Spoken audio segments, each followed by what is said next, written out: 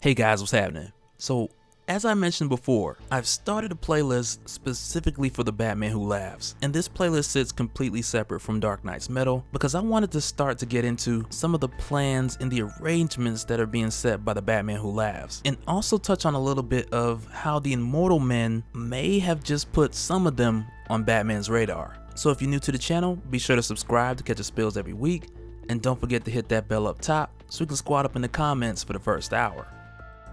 Alright, so if you're starting here from the beginning of the playlist, then you'll have already noticed that I put a few videos up top getting into the origin of the Batman Who Laughs, starting from his beginnings on Earth -22, and from there hitting a few key points from Dark Knight's Metal, and then going from the conclusion of Metal up to the first issue of Immortal Men. And I did a video a while back about the Batman Who Laughs reappearing in Immortal Men, and that video may or may not make the playlist. Either way, I'll just put it down in the description, because it's more so about the origin of the Immortal Man and the team, the Immortal Men. And I mentioned that because, and I got a link below, but I mentioned that because it is very relevant to one of the many plans that the Batman Who Laughs has set in place after the conclusion of Dark Knight's Metal. And so the first thing I gotta make sure that I mention, and just to give you guys a quick recap on who the Immortal Man is, which changes a bit in DC Rebirth, mainly due to the events of Dark Knight's Metal, which mainly built upon the retelling of his origin in 1984, when his origin was then connected with Vandal Savage, which over time evolved into the tale of a meteor striking, and then the contents of that meteor gave them both eternal life. But going into Dark Knight's Metal and later being expounded upon in Rebirth, we come to find out that there were a number of others, including Clarn, the sister of the Immortal Man, who were also there and achieved immortality as well. And when this group of individuals went to check out the meteor crash, they were all exposed to what we will find out later was nth metal, and this is where these 5 individuals received eternal life, some 50,000 years ago. And it's here that we're shown in Rebirth the story of these 5 to where they can't be killed and that they are truly immortal, but later they would discover that the 5 could endow select others with immortality, but only to the extent to where they would live longer, but they could still be mortally wounded by conventional means, which in older issues was the case for the Immortal Man. But among that original 5, who were all members of the Bear Clan,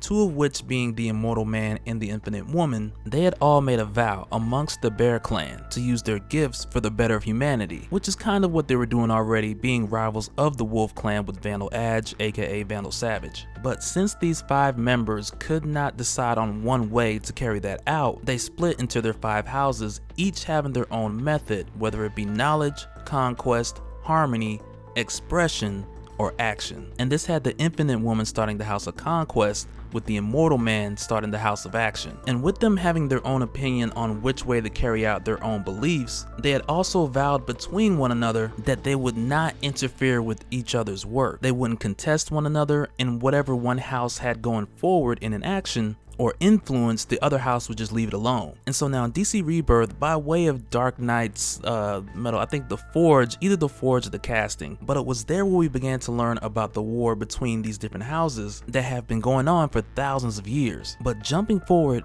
after the events of Dark Knight's Metal, it's here where we find the Batman Who Laughs offering his assistance to the Infinite Woman. And when this happened, like, the first thing I found that was very interesting was that he had seen all this before in the Dark Multiverse a number of times over again. And when he did, there was some tribe exposed to some sort of metal, and after being exposed to that metal, much like these 5 from the Bear tribe, they used their different methods to shape the events of history, whichever way that their individual house chose fit. And so when the Batman Who Laughs finds the Infinite Woman here, he tells her in a way like, "You're nothing special. I've seen this plenty of times before. Your different houses have your own perspective on how to shape humanity and how to, quote, save the world, and on top of that you fight amongst each other, but it's all in the background and it's all in the shadows." And he pretty much tells her, "Look, I'm gonna help you out."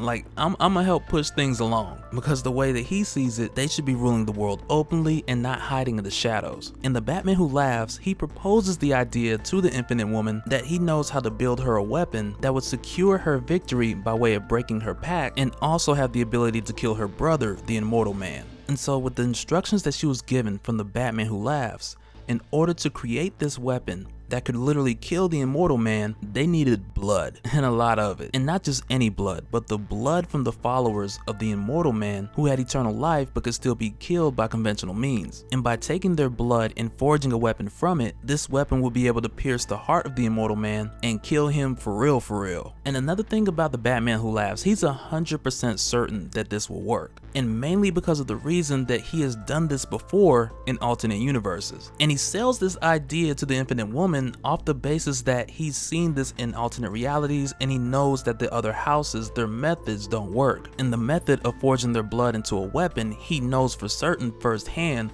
because he's the one who killed them in the alternate universes. And I surely hope we get to see more of that later on in his solo series. But even with the Infinite Woman going for the plan of the Batman Who Laughs, like, she's not stupid. She picks up to an extent that he's not telling her everything, but she agrees to do so mainly off of the basis of her just wanting this so bad. And even though the Batman Who Laughs doesn't openly outward say it, you just know that he knows. And so the Infinite Woman carries this out with the House of Conquest by using the Hunt, who in the last video I kept calling Windstrider. And Windstrider is a member of the House of Action who he killed during this huge slaughter, but the Hunt is a member of the House of Conquest who carried out the slaughtering. So I just wanted to clear that up real quick.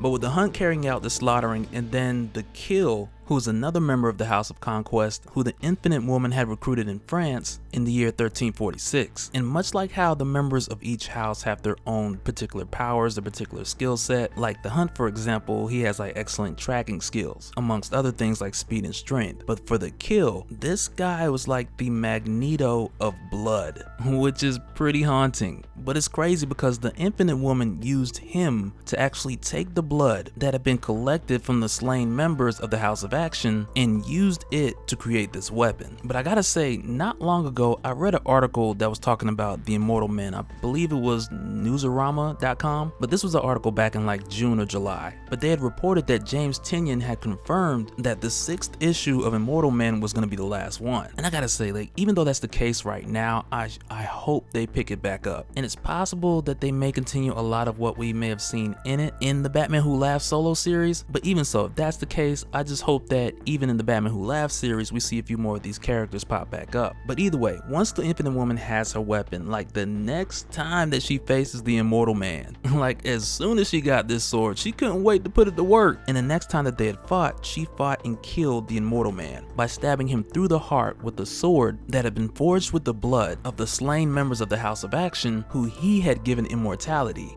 But it was the minimum coverage immortality. And after she had done this, she was in a rush to get things moving, and as a result, she began her siege not long after. And even though she was an advocate for the eternal war coming out from the shadows, still she wanted this to happen at the right time. But because of the few Immortal Men that yet remained took the fight to her, catching her off guard, they removed the cloak of the War City right above Manhattan, and to the general public, most of them just really didn't know what they were looking at. Like, they looked up and probably said like, hey, look at this big girl with Moon Knight, Wolfsbane, and dude from the Wildcats jumping out of this floating city. But really, that's not their names. Dude up top in the green is Ghost Fist, and then you got Timber, Reload in the white, Stray, and then you have Caden with the blood mask. Just want to clear that up before y'all go ham in the comments. But aside from the general public seeing this and then being exposed, this also put them on the radar of Batman, who then shared this intel with the Justice League. And prior to this point, mainly because of the events of Metal, they knew of the Immortal Men, but because they had hidden their history and their work so well, Batman didn't have any solid confirmations of their existence until now. And prior to, the most I want to say he had was the final notes that Carter Hall had added just before he fell unconscious. And at the time, a lot of that, in addition to what Batman had seen when the Justice League defeated Barbatos, much of it didn't make sense, but now it's finally all coming together. But I do have to say that with this sword that is forged from the blood from the fallen immortals from the campus, who are the members of the House of Action, that this sword is going to be used for something epic later.